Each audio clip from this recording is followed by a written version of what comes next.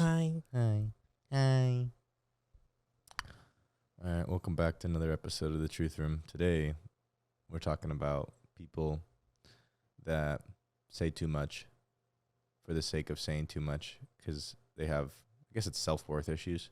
And I think really it's proven by, I don't know what body of science, but the accomplishment of saying you're going to do something is almost just as good as doing it or something like that. Yeah, you get a rush of dopamine by declaring something, which makes that powerful, right? Yeah. You get the rush of dopamine by declaring something. But when you get immediate feedback for it, so like if I declare it behind the scenes to myself, awesome. Yeah. If I'm declaring it publicly and I'm getting the same recognition as if I have actually achieved it, it lessens my need to go achieve it, right? If I'm looking for the feeling or if I'm looking for the release, let's say if I'm looking for the dopamine that I'm getting from having actually accomplished a thing, but I can get it just by saying I'm going to do it and people are clapping for me and people are telling me how awesome I am, what's my incentive to now go do the thing? None. Well, I think there are people that actually do it, but this is where it gets annoying, especially in our space, because we see it on Facebook and Instagram. How often is it that, it's a positive space and people want to, encourage each other and everything, but there's a certain point where the guy's like, oh, we're starting a new thing. It's like, all right, dude, you were just starting this thing 6 months ago or a year ago, and you enrolled all these people and you're just screwing over all these people. And I'll be the first to say that I have had it where I start something and then I'm very definitive on it. And then I realize, oh, actually, this is like really dumb. But then I'll make a post talking about, hey, here's the mistakes I made on it, and this is what I think, and going forward. Whereas I think that's where a lot of people, they don't want to own up to the fact that I fucked up, and then they'll just screw everyone over in the case of, if they had a bunch of students in their program or whatever. Yeah, jump from one thing to the next constantly. Yeah, the people who have constant new ideas, I'm doing this, now I'm doing that, now I'm doing this, now I'm doing that. I think what we don't see and what's hidden is the people who bought into that first thing. Or the second thing when you moved on to the third, or the third thing when you move on to the fucking sixth. It's you're leaving a trail of people who have kind of just been left like, you know what, Kyrie, what are you doing? Because you don't believe in my NFT crypto project doesn't mean that it's not going to succeed. It's backed by U.S. gold. Shut the fuck up. It's backed Don't talk to me anymore. And that's that. And that's the end of the podcast. We end on that. Don't ever speak to me again. What is it? Don't speak to me or my son ever again. Yeah. Oh my God. Yeah, I mean, I've had to think about this a lot, and this is why I'm less public, because on everything that I'm doing, I will announce some things, but overall, a lot of it, what I've realized is that when you just make these announcements and stuff like that of, oh, we're starting this, we're starting that, we're starting this, we're starting that, well, you to the people who matter, you look like a dummy after a little bit. Mm-hmm. And I think there's extreme versions of it, and then there's not so like if you say, hey, I'm starting this project, or I'm starting to work with this person, and then you're no longer working with that person like 6 months down the road, I don't think people are going to judge you. But when it's like, I'm starting like a carpet cleaning business and we're acquiring like 16 different like locations, and then next month after that, it's we've started a whole coaching program for agency owners. And then the next month after that, like we've decided that we're actually going to move into acquiring e-com brands and scaling an e-com agency. It's like, it just gets to the point where like big picture thinking is great. This isn't big picture thinking. It's sporadic thinking. Yes. Yeah. I think that's the hard thing, is it's hidden under the guise of, I'm just thinking big. Well, these people just can't keep up with how big I'm willing to think, or how big I'm willing to go. Yeah. And that's the thing, is every once in a while there is the guy who does it. But for each one of those, we have 1,000 who are never doing anything close to that. And actually, they could probably get a lot closer if they were just honest about what their actual intention is. Yeah. Or about if they took the time to figure out, what do I actually want to do, other than just get attention online. And that's a lot of it. When I just want attention online, I'm going to go toward what's going to give me more of that, which is constant new ideas and zero follow through on the idea I had last week. Yes. Yeah. And I mean, I've had to be very conscious about this with myself. And, like I went and I got equity in this one company on this offer. And, I think it's more trying the thing out. So I tried it out for 3 months. I worked with the people. I realized I don't want to continue to work with them. And I left after that. And, you know, I wasn't like super public announcing the leaving. And I didn't even announce like I'm working with them. I did throw a post up, hey, I've been doing this recently, and here's kind of some of the lessons I've learned from it so far. But I don't want to like publish every single part of it, because more so like if people zoom out and then they see my entire process, they'll see, okay, like Nick started off as a freelancer and he was like taking on just kind of like baby projects and working with some cool people, started working with like some celebrities and like some fairly big names.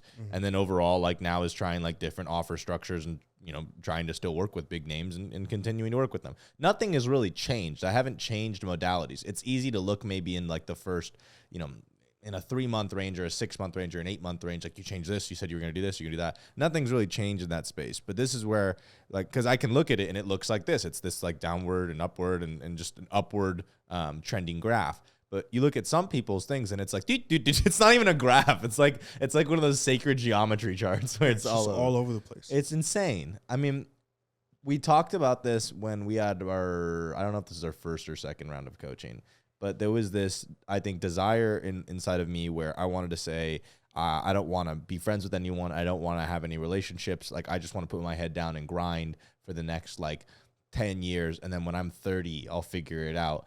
And I was literally going to move to, like, Austin and just isolate myself from everyone. First, it was, like, Ukraine. That we were looking at houses in the Ukraine. Thank God I didn't do that. Imagine if you did. Oh my God. Yeah. Shit. That would have been really bad. What if you look up that house and it's just not there anymore? It's a parking lot now. No, it just got bombed. That's what I mean. That's what I mean by it's a parking lot. Oh my God. Yeah. I forgot about that. You sent me houses. Hey, I'm thinking about getting this. Yeah. Such a bad idea. Yeah, monk mode to the extreme. Yeah, I was gonna go somewhere where I didn't even speak the language there. Like, that's how I wanted to go. And then Austin, and yeah. But it's like, you know, it was I don't really know. I can't pinpoint what the emotion was, or what exactly was like the driving desire. It's just, to me, that seemed like the best way to achieve my goals on an accelerated timeline is just cut out human interaction entirely and just focus on business, and that's it. It feels right at a certain amount of time. And I think most entrepreneurs have gone through this at some point of that feels like the right thing to do at some point in your entrepreneurial journey. Yeah. Some people just don't know how to give it up. I mean, if the metric for success in life is just money, then yeah, you don't go for it. If that's the only thing you care about. Yeah. But it's at a certain point, I guess, what I started to realize is that it's not really just about money. A lot more of it really has to do with overall contentment of life, like contentment with life, and just feeling like, oh, like I'm whole in terms of many different areas. I'm like, if it's multiple buckets, a lot of my buckets are filled. I don't need just one bucket filled to the brim. I want a lot of my buckets to be filled.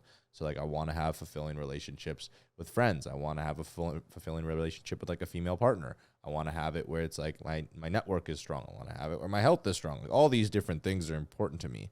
But I don't know. I think it's easy to get sucked into the idea that, oh, the money is the only thing that matters, and then you can figure it out when you're 30. Like, you can go and do all that stuff when you're 30. I just know those guys don't know how to think long term. The people who go, I'm going to impact 1 billion people, or I'm going to make $1 billion or whatever, almost never know what that looks like down the road or how to actually make anything close to what looks like that. And then I go look at the people who've actually done it. The people who have actually made billions of dollars never set out to go make $1 billion. They never set out to go impact 1 billion lives. What was it? They got dedicated to an idea. That's it. It was just the idea, and it was a process of seeing that idea come into fruition. It had nothing to do with the amount of people or the amount of money, I don't think.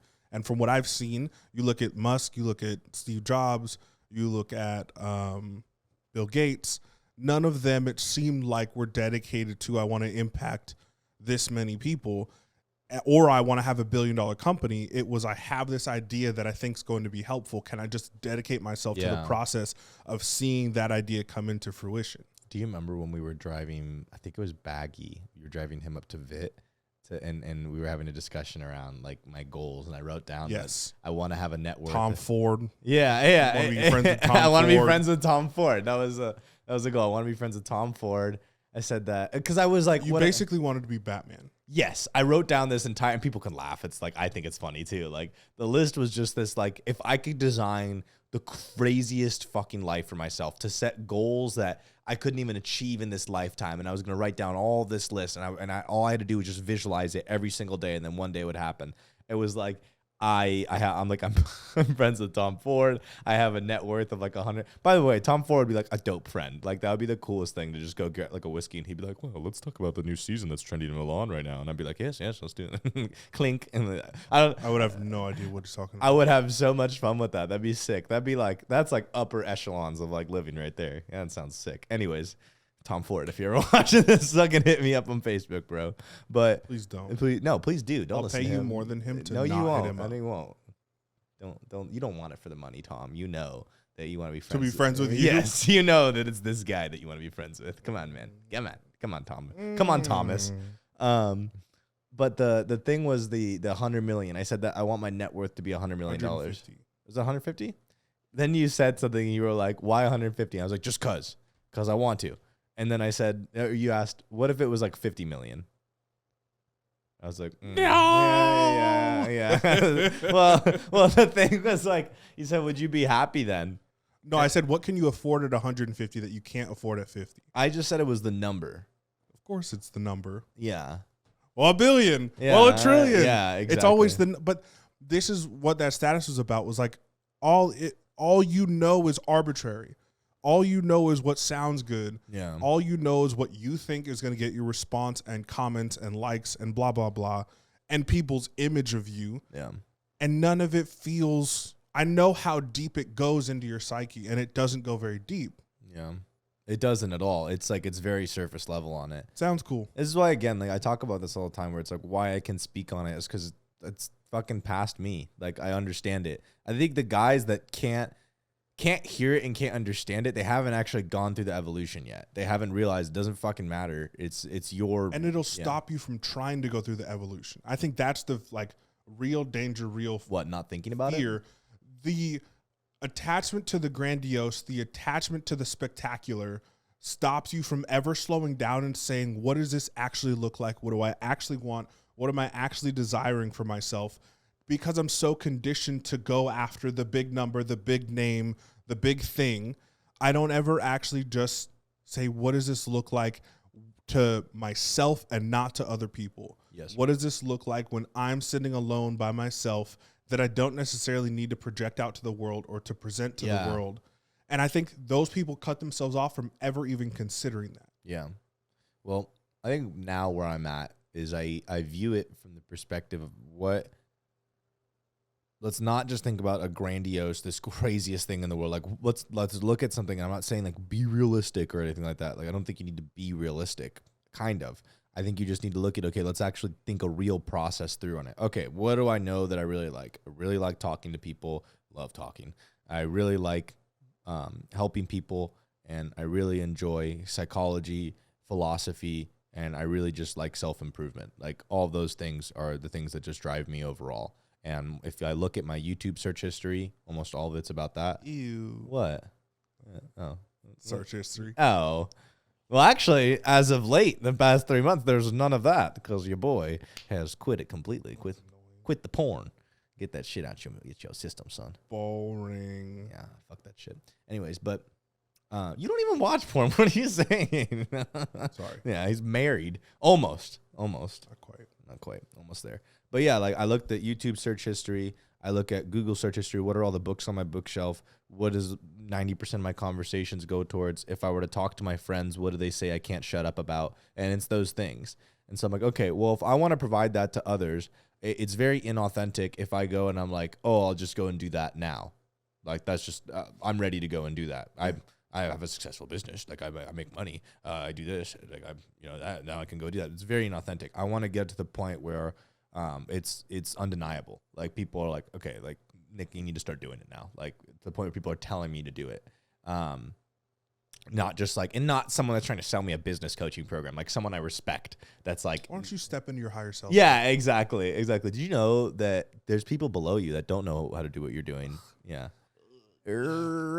Anyways, and so I'm like, okay, what do I do? Well, keep doing what you're doing right now with freelancing, keep making money, keep like growing that side of your awareness, keep crushing it for people in terms of growing their marketing, their business, crushing it. And then from there, just during that process, keep working on those habits that you need to have, handling your emotions, making sure that you're staying consistent with the things that that are going to keep you in a higher frequency state, making sure that you're having open communication with other people who hold you accountable to it, and just overall like being that best version of yourself. Do that for 3 to 5 years, and then you'll probably become someone at that point where it's like, yeah, it's only natural that you do that. That's who you are. So natural consequences. Yes. And that to me is it's not about, to me, that's not about the money. It's about being able to have my life work be something that is helping people and something that I personally really, really love. I love copywriting. I love marketing. It's amazing. I could talk about it all day long. But I do know I would rather do it for myself, and I would rather just be able to sell my own stuff. But I don't want to rush that process. And I was going back and listening to the podcast with Stefan, which we're going to throw out tomorrow. And man, like, it's the same thing we were talking about there. A lot of people just want to sell fucking whatever. They're cool with that. Like, I mean, what's the craziest business idea you've heard someone say? Many of them. Too many. There's just so many.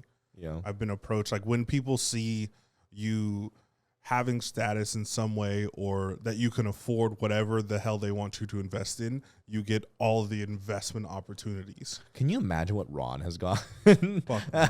He told me about this once, where there was some sort of like baseball cap that he had that like someone, it's like it'll help you fall asleep while you're on the plane. Like you were supposed to, I think like it's a hat, and then like there's a prong that goes on the seat in front of you, and then you just like lean forward on it, and then you could just fall asleep. I mean, how much are they paying?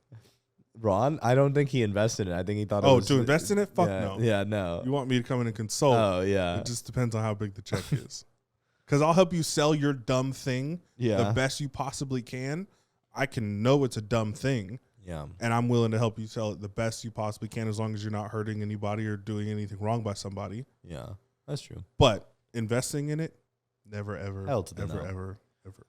So these guys that post this type of stuff, I think some of you may, here's the funny part, is that some of you may know what we're talking about. If you don't know what we're talking about, maybe go look at your posts. It may be you. You may be that person. Hopefully not. Or well, you always, I always love to look at, and I should have posted it before I posted my post this morning, of who on my timeline wants to be a billionaire someday. And I see it get posted all the time, and the amount of people who I know are making the bare minimum, saying I'm declaring it today, or I'm going to be a billionaire, I'm going to do this, what gets you there? Or am I just going to magically be a billionaire one day? No. Well, there's very few people I think actually have a potential of making it happen. Like, so few? Out of all the people I know that say it, like, I think Hormozy has a pretty good shot. I think he could do it. I think Stefan could do it. Outside of that, I don't know anyone else. Doing what? Their stuff? The companies they run? Mm-hmm. Like growing companies? I think they have potential. Like actually just based on their potential, based on what they've already done. They want to, for Hormozy, it's growing the portfolio and continuing to add those companies to acquisition.com. I watched a video, I think a month ago, where he talked about his like Warren Buffett strategy with it. And I thought it was smart. I'm like, yeah, if you just keep doing that, it's inevitable. And with Stefan, like, I don't have a doubt in my mind that like he can be able to create a company that'll do that. Like he does the copywriting stuff and he does that, and he's ran supplement offers. I just think he needs to have something that he can like focus his energy on, because I think he's brilliant. I know he can definitely do that.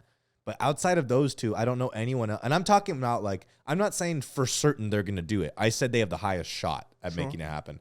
Out of everyone else, I don't know a single other person. But again, I think most of the people who have the capacity to do it have never ever had that in their sights. Maybe. I have a few billionaires in my phone that I've interviewed before. Yeah. And none of them set out to become a billionaire. Not a single one of them said, I want to be a billionaire one day, like at all, ever, nothing. They dedicated themselves to something. It's interesting with like Musk, if you've ever listened to any of his interviews. Did you watch the Lex Friedman one that he did? No, I can't stand Lex Friedman's voice. It is a little annoying, isn't it? He's just very monotone. And yeah. The fucking black and white suit all day. So what does it mean if it's like... I just can't. He's obviously a genius. Yeah, he's brilliant. But fuck no. I'm never listening to it. Oh, shit, that's hilarious. No, like, I think with Elon's podcast, it was pretty solid. I think I sent you that clip where it was him saying... I did watch that clip. That was a good one. He said, these difficult problems. How do you go about finding hope? What do you use for a source of strength? And Elon literally just goes, source of strength. Just pauses for 35 I never seconds. Thought about that before. I don't think I think that way. No. Wow. What do I need strength for? Oh my God. I just gotta solve the problem. I have to do the thing. That's it. What level? What if autism's on a scale of 1 to 10? What level is that? 8? Elon? 8, 9. I don't think he's autistic. Are you serious? You don't think Elon's on the spectrum at all? I mean, maybe on the spectrum. That's so far. That's the point of a spectrum. By that metric, we're all on the spectrum. No, just you. I was on the spectrum. I mean, that's a superpower, bro. But no, I don't think he's autistic. But yeah, there's a level of pragmatism that most people don't have access to, and the people who attempt it, all they actually end up succeeding in is ruining relationships. So that's the I was talking to one of my clients about this around like, well, I want to be non-monogamous. I don't think I'm built for it. I think I'm supposed to change the world. I think I'm supposed to do all these gigantic things. And I say, okay, so you're in the top, or you're in like the 98th percentile, let's say, in life right now. And you're probably naturally on your trajectory going to go to the 99.5 percentile in the world for income, for the type of person you are, for the self-awareness you have. You're probably going to be in the 99.5 percentile in the world, right? So you're willing to give up everything you'll acquire there, all the relationships, all the love, all the deep connection, in order to get from 99.5% to 99.99998%. Yeah. And that jump, for some people, is worth it. For most people, it's the dumbest shit you could ever do in your life. Because then what happens when you don't hit that arbitrary number you set out for yourself? What is of the percentile of what? Of like high value? Yeah, sure. So I'm thinking about this. Okay, if you're in the 99th percentile, that means out of 100 people in the room, there's one person better than you. There's one person. But then if it's the difference, 99.5% is there's a half a person better than you. But then if it's, let's say the jump from 99 to 99.9, the difference between those people, doesn't that then mean that out of 1 out of 1,000? Well, no. What I'm saying is then out of 10 people that are in that 99th percentile, there's one person that's at the top. That's not a good way to look at it. No, just add another 0. So instead of being out of 100 people, okay, it's now out of 1,000 people because you added the decimal point. Out of 1,000 people, now there's one person better than you. Then out of 10,000 people, then out of 100,000 people, then out of 1,000,000 people, there's one person. Right now in my head is the monkey banging the cymbals together, just going like that. Yeah, I'm not the best. So that's the thing is like, is the opportunity cost worth it? And for some people, it absolutely is. The percentage of people for whom it's worth it is just dismal. There's nothing. It's almost none. What do you say to the people who are saying that you think small at that point? They're like, you're thinking small. Jump for the moon. I'm not making you do anything. Yeah. I'm telling you, I think for the vast majority of people who would also disagree with me, your better shot is focusing on deep connection, relationships, and then let your natural trajectory take you to where you're supposed to go anyway.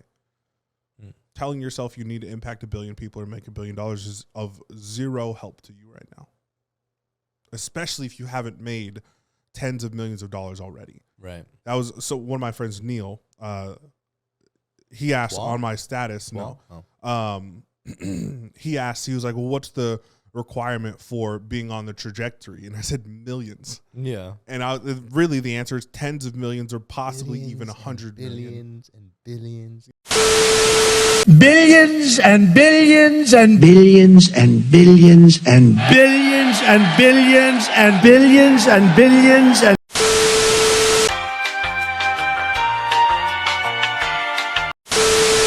you haven't already done that or aren't already like in the process of that, you don't have, it's not even helpful for you to speak into existence yet.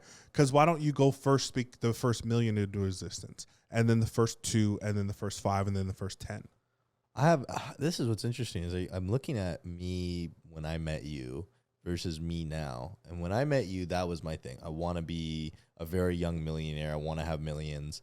And now mine is that I want to have total control over myself. And I want to be able to be someone that serves as like a beacon for others, to other people be able to create that for themselves. Well, so think about this. Think about who you would have become if you made $1 million like 6 months after you met me. Well, after I met you, what do you mean? Like, so like after you and I met, yeah, when you were kind of still wanting that, getting into copywriting, first starting to make money. What if you had made $1 million in that first like 6 months? Who would you be right now? I'd probably be a piece of shit. Yep. Yeah, I probably wouldn't be a good person. I definitely would have fallen into like Tate universe and gone down that rabbit hole and probably just like gone hard on that. Mm-hmm. Yeah, I don't think I would have been a good person at all. You think you'd still have your $1 million? Oh, no, I would have blown it already. Mm-hmm. And then I probably would have fucked it up and then probably been doing... I can't even, like, imagine it. It wouldn't have been good. So that's the thing is that if at the time people put the two in front of you, where you are right now versus $1 million business in 6 months, you would have chosen the $1 million business in 6 months. But if you weren't ready for it, you would have ended up in the dumpster. So what we think is best for us at the time is not always best for us at the time. And this thing can be alluring. I want to do this. I want to reach for the stars. I want to jump. I almost said something funny.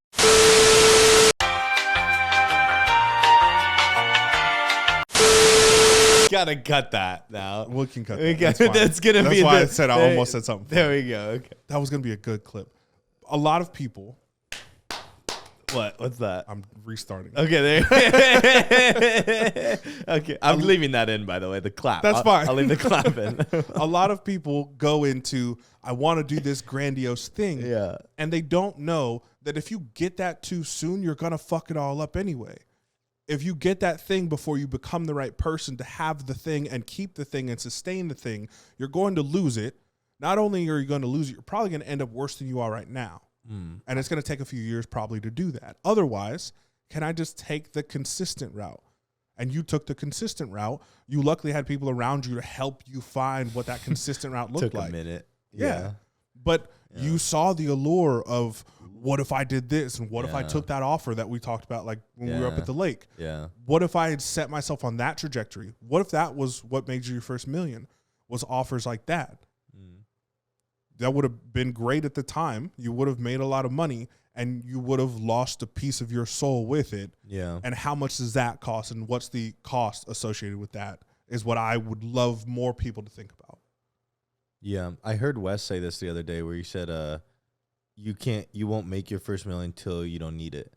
And he was talking about like, you won't find the partner until you don't need it. I can see that. You won't get the detaching from it. Yeah. And I love that. Cause I that's the thing is I look at a lot of what the conversation Jesse and you and I were having around where I was saying that, I'm trying to create like a selfless vision. And there's not really a way for there to be a selfless vision because it is selfish in some way because of the way it makes you feel. Mm-hmm. I really started reflecting on that. And I'm like, well, but it makes me feel better than when it's selfish, like entirely selfish. I think there can be like, what I'm saying here is the only thing being about me and I just want to have pleasure and that's it versus like helping people. Helping people, I feel like if it's forms of energy that you get back, this is like a 3 and this is like a 10 right here. It just feels so much better.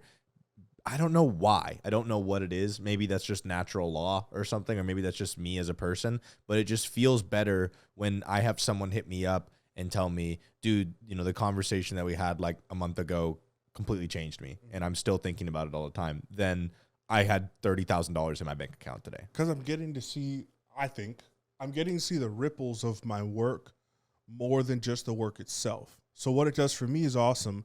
And then I get to see the resounding effect on other people. The vibration outward. Yeah.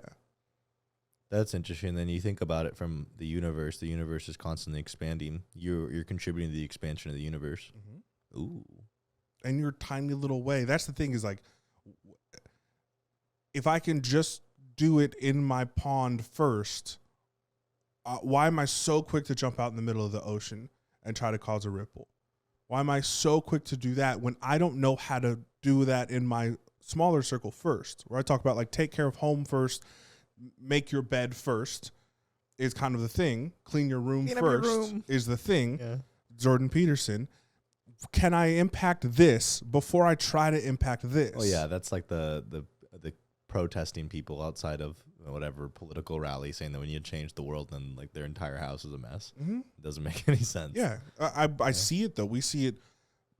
I think we see it in different ways throughout life. We see people online preaching a life that they don't live.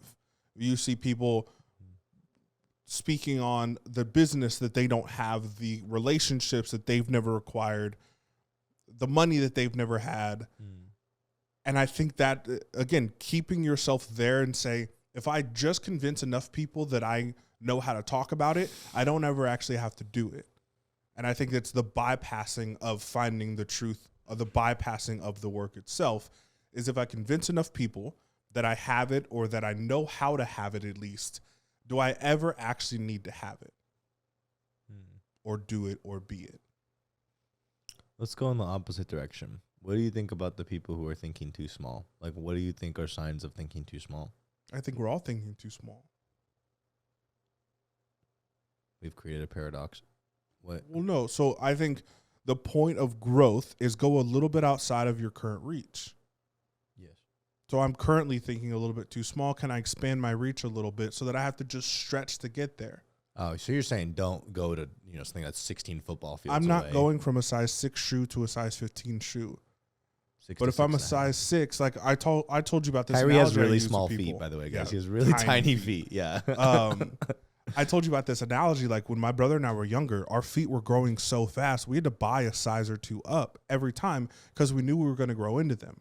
I think the same thing for your goals. I think the same thing for anything you want to reach in your life. Let me set it a little bit outside of who I currently am, so I have to become something new in order to have it. But then once I'm there, all I'm doing, I'm supposed to move the goalpost. I'm supposed to keep moving it forward. But if I go here and say I need to swim to the other side of the Atlantic Ocean, what the fuck? It's a non-starter. I don't even try to go do it. Yeah. And even what's really weird is when you can speak things into existence and you can see how quickly they come, though. So I said it where I wrote down on this list was the 10.0 version of me. That's the way you say with like the 40-year-old version of me, the older version. And I wrote down, who does this person actually look like? And I wrote down the traits, and it was very specific. And I think I look at it a year ago as the Tom Ford and 150 million net worth, suits in every single color and shit, a crazy wardrobe and houses in Bali and everything like that. Just like stupid. It was like, if I could, it's like a Grand Theft Auto character. If I could just max this person out, give him like all the money. Max out all the attributes. It doesn't make any sense. And now what it was is one of the things that I wrote down was other men come to him for help. And it was insane how quickly that started happening, where I wrote it down, and so you speak it into existence, and it happened. And it's crazy how heavy it gets, too, because it's, be careful what you wish for. I saw very quickly the weight of it, and I'm even starting to get emotional right now because of one of the calls I had, like last week, where one of my buddies who's like really trying to beat addiction, and he has been struggling with it for a very long time. And he recently had a scenario happen where he sold some coke to someone. He'd been dealing it, sold some coke to someone, and kid overdosed. And he was just bawling on the phone with me, telling him, he's like, I'm so done. I can't do this. And, I was having to give him like a real talk. Like, dude, no one, because everyone that surrounds you doesn't give you real guidance, doesn't give you the truth at all. They're just, it's okay, man. Don't worry about it. Especially if they stand to benefit from you being where you're at. 100%. Because they get free drugs. They get whatever from it. They don't give a shit. You look at celebrities. You look at athletes. Yeah. If the person around you yes. stands to benefit from you being the way you are, what's their point in challenging you to do better? Yeah. Because then they're going to miss out on the free shit you give them, or the accolades, or the I can say I'm close with so-and-so. Yeah. But that's not helpful. It was the seeing it come out and actually happening very quickly after I wrote it down, and seeing how real it was and how raw it can get. Because you told me you need to be careful with this. I told you about that like a few days before it happened. Yes. You said that I think it was about a week before almost, where you said that it's the like 2 a.m. calls. Between 10 p.m. and 2 a.m. Mine was in the morning. It wasn't at night. But the idea was that they weigh on you, and it's a lot. And it was a lot. I remember going inside, and I gave him like everything I could, and I really tried to help him. And I think we made some progress. And he even told me, he texted me the day he's been sober for a week now. So this is almost like a week ago. So like, I'm really happy to hear that. But I went inside, I just like broke down crying, because I was like, oh my God, like, am I ready for that? And I'm like, at a certain level, like if Ron hit me up and was like, I need help, like, I'd be like, I don't know, Ron, I don't know if I can help you. But like someone who I think is maybe not as an advance. I don't even think Ron would ever do that though. Like that wouldn't happen. But it's like so hypothetical. I get it. You get it. But it's like I know I can help people at certain levels. But then what hit me at that moment is, okay, Nick, this is the level you're at right now. Now think about what it's going to be 5 years down the road. Think about what it's going to be 10, 15, 20. It's only going to get heavier. Oh. Can you really do that? Bro, and I'm not to where I want to be in this either, but when the people you look up to start reaching out to you, that's a really hard one too. Yeah. Is especially because of how I viewed you before this. Not that I have diminished my view of you, but I've now been shown a human side of you that I didn't know existed, of somebody I trust, somebody I respect, somebody I look up to. Yeah. Or maybe not even for myself, but I know you're looked at. I know how you're viewed by other people. And so the people who come to me now are people who have influence over other people or who are needed by other people. And they come to me at a time when it's like, yo, shit's fucked up. Yeah. And I realize now, I'm not only needing to help that person, because we think about the ripple effects. If I'm helping this person, or if I'm guiding this person through whatever they're going through right now, I'm also creating an effect on the people that they affect as well. If they affect a lot of people, that's a lot of ripples. And sometimes these people who come to me, I'm like, oh shit, I didn't know you viewed me as that, or I didn't know you would be willing to come talk to me about whatever thing you're dealing with. And the secondary thing I have to think about all the time is, damn, how many other people are counting on them? How many other people benefit from them benefiting from me helping them, or them being in a clear mental space? And that stuff is heavy because you see how far out the ripples go. It's so much heavier than your own personal shit too, because you realize like it's not about you at that point. You have to make sure this person doesn't kill themselves, or doesn't fuck something up, or doesn't continue down this path. It piles on. Now that was the thing I was thinking about, man. I was just you'll get that call one day too. What? Hey, I'm calling you to try to distract myself. I woke up today wanting to kill myself. Yeah. And this call is my distraction from that. Yeah. I've had 3 of those calls. Fuck. And we had one of them, we had a whole day planned, Amanda and I ended up having to text her in the middle of the call, like, hey, the day is gone. And I ended up on the phone with that dude for like 5 hours. Fuck. Random guy, never paid me, could never pay me. And it was just that moment. Like, I knew that the guy needed something right then. I knew he needed a voice. I knew he needed somebody to talk to. I maybe talked 5% of the call. But it was a voice. He wanted somebody to hear him. He wanted somebody to listen. He needed somebody to be there. And I think people believe that they're ready for this stuff until they come to face with it. And then you realize how utterly incapable you are, unless you've dedicated yourself consistently to becoming more capable at it. Yes. I wanted to show you this. Maybe keep talking. Well, I just pulled up the quote, "The uneasy lies the head that wears the crown." Yes. The Shakespeare. I think people want the big thing, and they don't realize the responsibility that comes with it. So the circumstance that I just told you about, my buddy calling me, I went to church right after that. And so I'm sitting like on this part of the church, and this is staring down at me. Is Jesus with the crown on, just staring at me, super bright eyes. Hello, motherfucker. Well, hello, motherfucker. Yeah, like this is just staring at you. How many Jesuses are staring at you at any point in time in there? 6 or 7. Creepy. It's a lot. I mean, it's beautiful. A lot of that art they did in Serbia too. Some of the artists came out. Yeah, like it's canvas, some of it that's on there. Because they said if like a leak happens or something like that, they're not, what are they going to do? They have to take it off. So they'll take it off. So they can maybe fix one patch of it or whatever. Mm-hmm. So I'm sitting there and there's Jesus just staring down at me like that. And it really hit me when they say, bear the weight of your cross nobly and walk through it. You realize the whole thing, that the emphasis of Christianity, the emphasis of Buddhism, the emphasis of almost every single religion is it somehow revolves around suffering in some way. Sure. It pulls around it. In a way, Jesus alleviated the suffering of us by dying for our sins. And for you to do that for other people, to help them navigate suffering. And that's what Jesus does in the nutshell. That's what Buddha does. That's what all these different archetypes of a similar source of energy does for us. it helps us alleviate suffering. For you to go and do that for other people, I mean, fuck. Like you're living out the highest frequency you can live out. So I think that's the only way to like genuinely be of service. Yeah. Like in a direct form. There's a lot of indirect ways, but I think the best direct way to be of service is to be this. And it also comes with the pain. It comes with the responsibility. Yeah. It also comes, a lot of the responsibility is, can I be behind the scenes constantly becoming more capable? Yeah. Constantly having a higher capacity. We talk about this, like holding space. Where you're asking me about, like, what does it mean to hold space for somebody? I don't know what that means. Or like for a woman, how do I hold space for your emotions? I don't know what that is.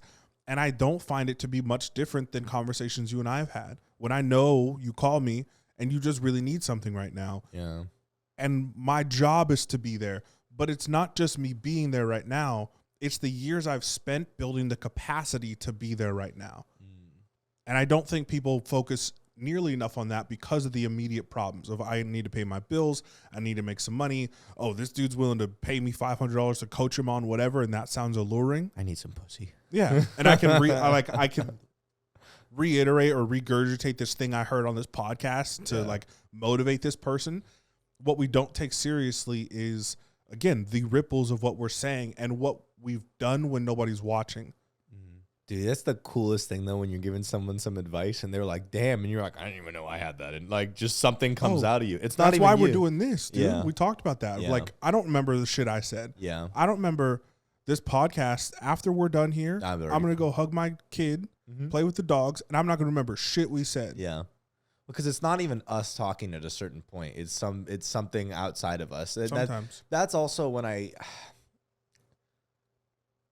that's where you have to be really humble. And yes, I am taking the actions and I'm doing this, but at the same time, when I'm giving the advice to someone, I'm helping someone, and you're in that flow state. You can't be like, I'm so great. It's not you. That's not you. You're tapping into something else. I just have access to this thing. Yeah. But that's what I can claim is I have the access, and I have the access because of XYZ. Yeah. It's all the stuff you're doing when nobody's watching. And I mean, it's not pretty. But if I need people watching all the time, when do I have time to do the thing when nobody's watching? Oh, can you imagine some of these like TikToker kids and some of these God. vloggers and shit? My entire life is out there. Yeah. Well, and that's the thing that's crazy, though, is you can make it look like your entire life is out there. People think I live on Facebook. What's this kid that was super popular on Vine, and then he started making music? And all of them. Well, but then now he's like he's the most famous one out of all of them. He just canceled his tour recently and shit. I don't know what the kid's name is, but basically his net worth is like $50 million. And I think it was a Tim Dillon podcast where he's talking about this, where this kid canceled the tour because he said due to mental health reasons and everything. And Tim was like, just say it. Just say you didn't want to do it anymore. You started the tour because you wanted some more money. And then you said, I already have enough money. Yeah, you realize there's responsibility attached to it. What the fuck am I doing here? And you just didn't want to do it anymore. And he was talking about this kid's life. He's like, do you know how difficult it is to just have everything by the age of 22 years old? He lives a harder life than you who has nothing. You know how many of these people are going to end up like real fucked up? Oh, yeah. Oh, yeah. Well, they don't have like they don't have a realistic view of reality. And so this is why you even look at it like a lot of these celebrities, what the fuck do they dance around from marriage to marriage to marriage to marriage over and over and accumulating kids like they're little like collectibles. It's like Webkins almost. I saw something the other day. It was talking about since 1999, J-Lo has more rings than any NFL team or something like that. Didn't she just recently get remarried? I think she's been married like 9 times. Ben Affleck or something like that? I don't know. I don't know either. I don't care. I remember you guys got upset at me once because I said I didn't like Jennifer Lopez while we were. Well, yeah, it's just stupid. She's one of the most gorgeous women of all time. I was like, I don't give a shit. I was like, I don't care about it. Doesn't mean you have to follow her life. I don't like her voice. I don't like the way she sounds. I think she's attractive. Look at him. Look at this guy. That's weird. Why? I don't like her voice. All I want for Christmas. That's Mariah Carey, you fuck. Oh, shit. Whoops. Edit in this. Whoopsie daisies. We'll keep that one in. What? Just you staring at the camera? Just the blank stare. Fuck, I saw the funniest thing with Kevin Samuels the other day where it was he asked some lady, he said, how much do you weigh? She goes, that is none of your damn business, thing like that. And he goes, oh, no. He just mutes her and he's like, we don't take that shit here. He said, you can take your fat ass to somewhere else. I was like, oh my God. Didn't give a fuck. Godfather was crazy. Rest in peace. That's so sad. And you know what's crazy though is I don't think they've updated his Instagram or anything. Like no one has access to it. So his last post has 18,000 comments probably. Yeah. I thought about that. I'm like, damn.